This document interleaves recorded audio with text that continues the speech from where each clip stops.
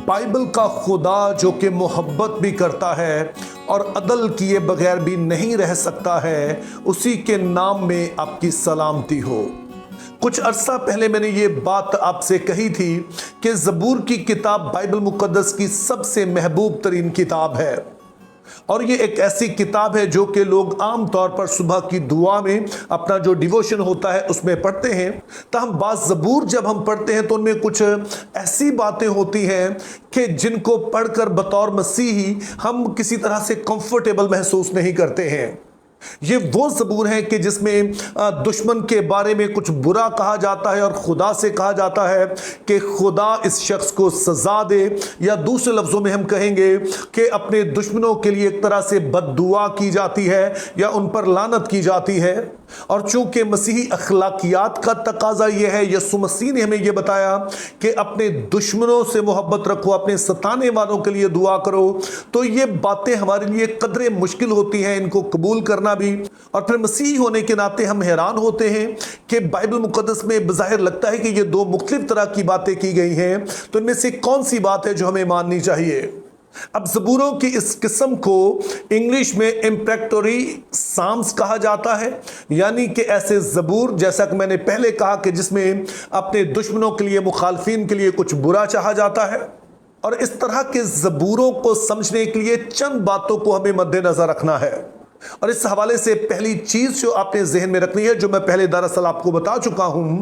कि ज़बूर की किताब सिर्फ हमदो सना की किताब नहीं है, बल्कि ये दुआ की किताब भी है। और बाइबली दुआ का मतलब सिर्फ मांगना नहीं है, बल्कि अपने दिल को खुदा के हुजूर में उंडेलना है। यानी कि जो कुछ आप महसूस कर रहे हैं, जो भी आपकी कैफियत है, उस सभी को आप हूबहू खुदा के हुजूर में उंडेल देते हैं। और मसीही दुआ में ना सिर्फ आप अपने दिल को उंडेलते हैं, बल्कि समटाइम्स वो बातें भी जो शायद बज़ाहिर कोई नामुनासिब मालूम होती हैं, जो शायद आप आम हालात में खुदा से नहीं कहेंगे, आप वो भी खुदा से शेयर कर लेते हैं। जैसे कि हमने ज़बूर 73 के बारे में पढ़ा कि उसमें ज़बूर नवीस खुदा से कहता है कि खुदावंद, मैंने तेरे कलाम पर अमल किया, मैंने कोशिश की कि मैं रास्तबाजी से चलूं, लेकिन मैं जब दुनिया पर निगाह करता हूं तो मुझे तो लगता है कि शरीर जो है वो बढ़ रहे हैं और तेरे लोग जो रास्तबाजी से चल रहे हैं उनको कुछ भी हासिल नहीं हो रहा है। तो इस तरह से आपने ज़हन में रखना है कि ज़बूर जो है, इनमें हम देखते हैं कि ज़बूर नवीसों ने बड़े खुलूस से दिल से जो उनके अंदर चल रहा था, उन्होंने वो बातें खुदा के हुजूर में कह डाली। और फिर ज़बूरों के हवाले से जो दूसरी बात हमने ज़हन में रखनी है वो ये है कि ये ज़बूर शायरी की सूरत में लिखे गए हैं। और मेरा ईमान है कि आप शायरी के बारे में जानते हैं कि इसमें हाइपरबॉलिक लैंग्वेज इस्तेमाल की जाती है, यानी कि चीज़ों को कदरे बढ़ा चढ़ा कर पेश किया जाता है।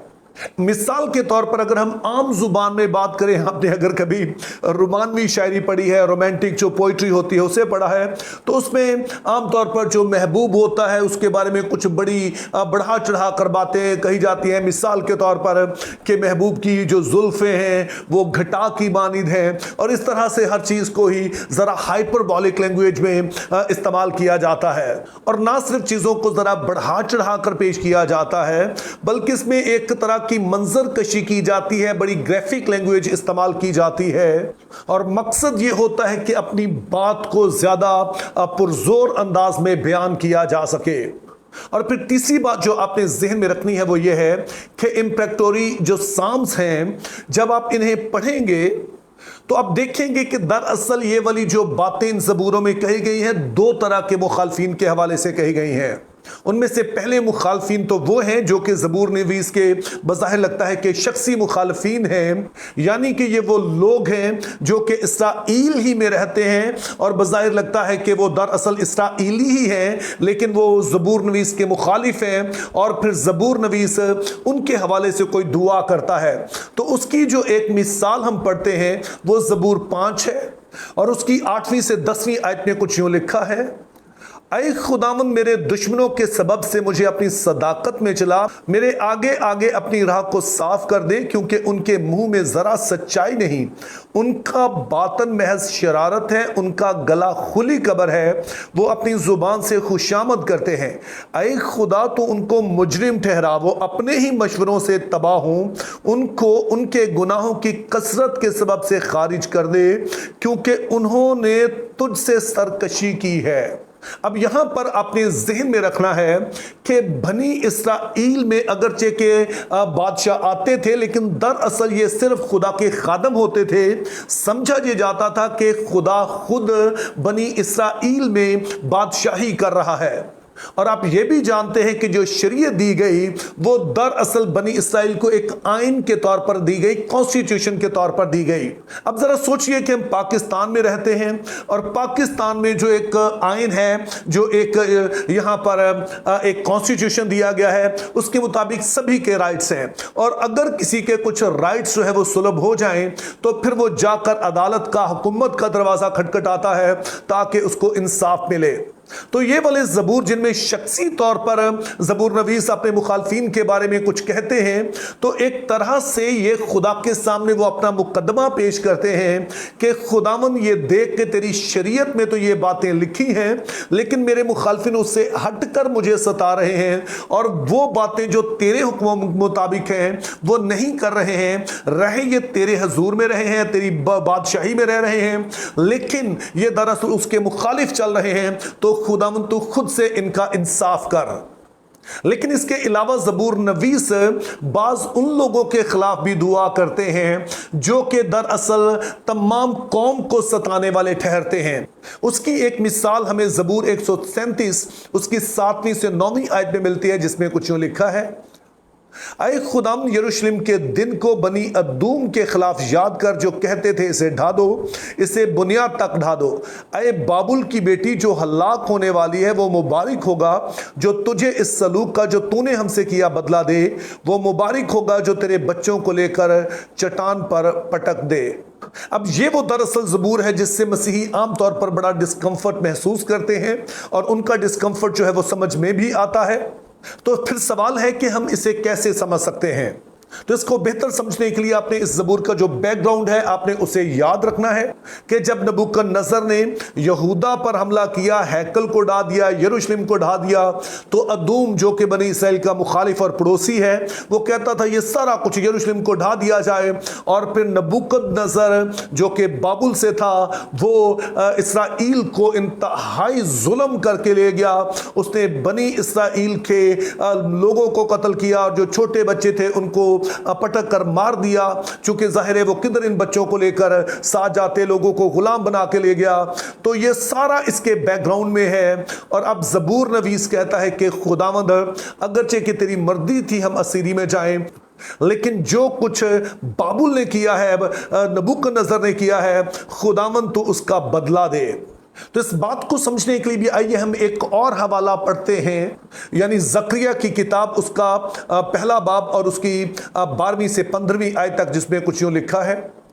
फिर खुदावंद के फरिश्ते ने कहा, ऐ रब्बुल अफ़वाज, तू यरूशलेम और यहूदा के शहरों पर जिनसे तू 70 बरस से नाराज है, कब तक रहम ना करेगा। खुदावंद ने उस फरिश्ते को जो मुझसे गुफ्तगू करता था मुलायम और तसल्ली बख्श जवाब दिया। तब उस फरिश्ते ने जो मुझसे गुफ्तगू करता था मुझसे कहा, बुलंद आवाज़ से कहे, रब्बुल अफ़वाज यूँ फरमाता है कि मुझे यरूशलेम और सयून के लिए बड़ी गैरत है और मैं उन कौमों से जो आराम में है नहायत नाराज़ हूँ, क्योंकि जब मैं थोड़ा नाराज था तो उन्होंने उस आफत को बहुत ज्यादा कर दिया। अब ज़करिया का ताल्लुक जो है वो असीरी से जब ये वापस आए, यानी जब बाबुल की असीरी से वापस आए, तो उस जमाने से है। अब अगरचे कि ये खुदा की मर्जी थी कि बाबुल का जो बादशाह है नबूकदनेस्सर, वो यहूदा के मुल्क को असीर करके ले जाए, लेकिन जिस तरह से उन्होंने जुल्म किया ये दरअसल उस खुदा की मर्जी के खिलाफ था। तो इसीलिए खुदा ताला कहते हैं कि मैं नाराज हूं। और फिर ज़करिया के 6 बाब में देखते हैं कि खुदा उनकी अदालत करता है। तो इस तरह से हम देखते हैं कि जो ज़बूर नवीस की दुआ है, जो कि रूहुल कुद्स की रहनुमाई में की गई है, वो दरअसल खुदा के दिल के बड़े करीब है। क्योंकि खुदा ताला खुद फरमा रहे हैं कि ये जुल्म हुआ है और ये शरीयत में ये था कि अगर कुछ ऐसे होगा तो आंख के बदले आंख और दांत के बदले दांत है। तो ज़बूर नवीस जो यहाँ पर जिक्र करता है कि क्या होना चाहिए, तो वो वही कुछ कह रहा है जो कि दरअसल शरीयत बयान करती है कि जिस तरह का कोई बनी इसराइल के साथ बर्ताव करेगा उसके साथ वैसा ही बर्ताव किया जाएगा। अब अगर इन सारी बातों को हम सामने रखें तो एक चीज जो हम समझते हैं वो ये है कि पहले नंबर पर तो ज़बूर नवीस जो दुआ कर रहे हैं वो दरअसल अपने बादशाह के हुजूर में अपनी दरख्वास्त कर रहे हैं कि खुदावंद जो कुछ तेरा आइन कहता है मेरे मुखालफिन वो सारा कुछ नहीं कर रहे हैं, और चूंकि वो तेरे साथ सरकशी कर रहे हैं, तेरे हुक्मों को तोड़ रहे हैं, अगरचे के सता तो मुझे रहे हैं, इसलिए खुदावंद खुदा तू उनके साथ वैसा ही इंसाफ कर जिसके वो हकदार हैं। और इसी तरह से जब गैर कौमें चढ़ाई करती हैं और वो कुछ करती हैं, जुल्म करती हैं जिसके बारे में शरीयत खुद बताती है कि नहीं होना चाहिए, तो ये वाली दुआ भी दरअसल उसी से मुताबिकत रखती है। लेकिन यहां पर ज़हन में रहे कि जो ज़बूर है ये दुआ है जिसमें ज़बूर नवीस जो कुछ उनके दिल में है वो खुदा के हुजूर में उंडेलते हैं, और ना सिर्फ उंडेलते हैं बल्कि उसको बड़ा ही बढ़ा चढ़ा कर और बड़ी ही एक मंजर कशी करते हैं, ग्राफिक लैंग्वेज में सब कुछ बयान करते हैं। तो इसलिए ये बातें हमें सख्त मालूम होती हैं। हालांकि इनका जो एक मेन आइडिया है वो ये है कि खुदावंद तू इंसाफ कर, और जिस तरह से ये लोग तेरे हुक्मों को तोड़ते हैं, तेरी शरीयत को तोड़ते हैं और तेरे कलाम के खिलाफ तेरे लोगों को सताते हैं, खुदावंद तू खुद इनसे बदला ले या खुद इनका इंसाफ कर। Think biblically, live purposefully, have a very good day.